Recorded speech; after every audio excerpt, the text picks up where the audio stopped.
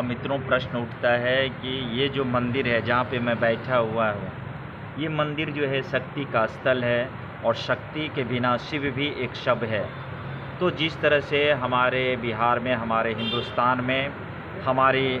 सरकार यानी मोदी सरकार और बिहार की सम्राट चौधरी की सरकार और इससे पहले नीतीश की सरकार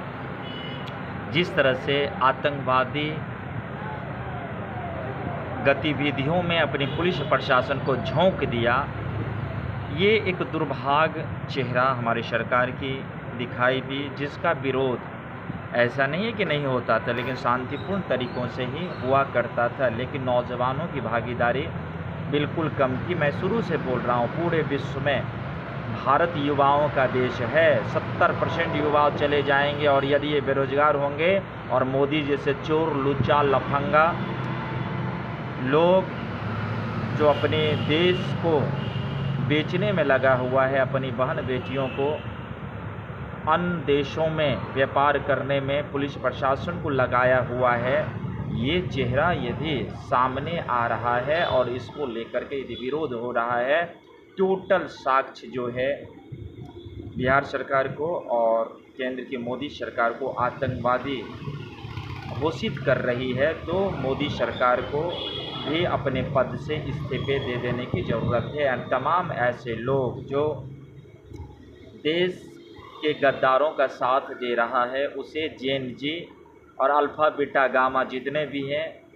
वो धो देगा सड़क पर, और उससे जो बचेगा तो बाकी काम न्यायालय के द्वारा हम लोग करवाएंगे, चूँकि टोटल एविडेंस है। किस तरह से फर्जी डॉक्टर बन करके जगह ज़मीन, धन संपत्ति, अवैध कब्जा, ये ऐसा हो रहा है जो नहीं लगता है कि यह एक लोकतांत्रिक प्रदेश है, यह एक लोकतांत्रिक देश है। नहीं लगता है कि विश्व में एक ऐसी गौरवशाली भारत की वो दशा और दुर्दशा की बात आज हो रही है, जो छोटे छोटे बच्चे दिखा रहा है। किस तरह से मोदी चरित्रहीन हो चुका है, किस तरह से दूसरे की बहन बेटियों पे गलत नज़र रखने वाले मोदी जैसे जितने बुजुर्ग हैं हमारे गांव समाज में, हमारे देश प्रदेश में, लगभग बूढ़े जिनका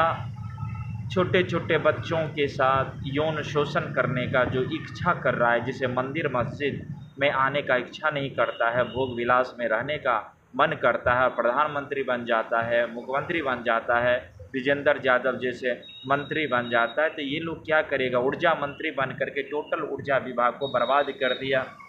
उसी तरह से हमारा सम्राट चौधरी जो बिहार का मुख्यमंत्री जब से हुआ है तब से ये हरा गमछा को AI चुन चुन के गोली मारो, नौजवान को गोली मारो, इतना महंगा पड़ा इसको कि देखो ये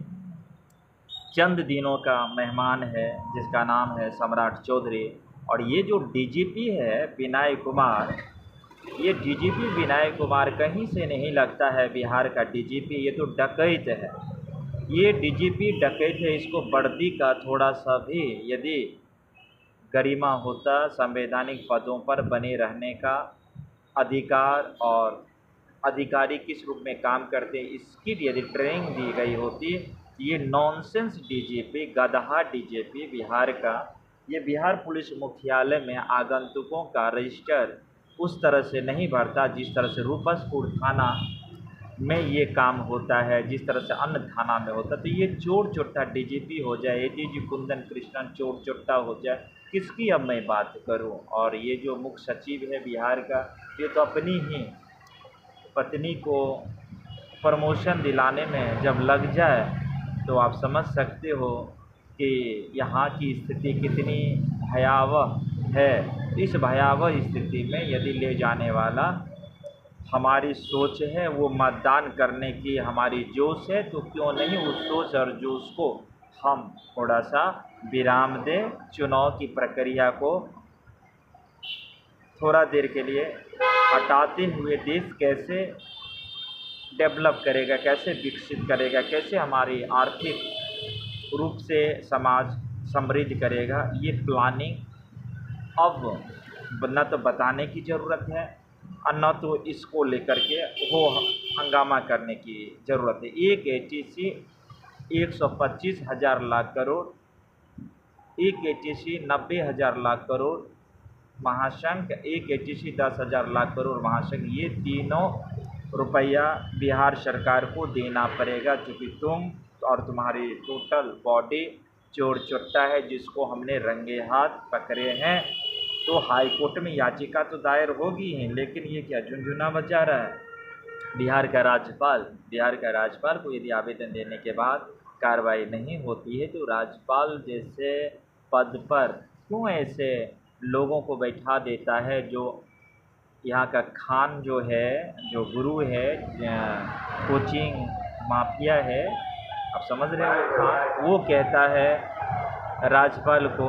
फूफा। क्या राज्यपाल फूफा होते हैं? अब समझिए कितना बड़ी ये कोचिंग संस्थान के वैसे बिचौलिए जो राज्यपाल को फूफा कहते हैं, और सम्राट चौधरी की सरकार को जीजा कहने लगे, आप मोदी जी को मामा बना लें, और डीजीपी विनय कुमार को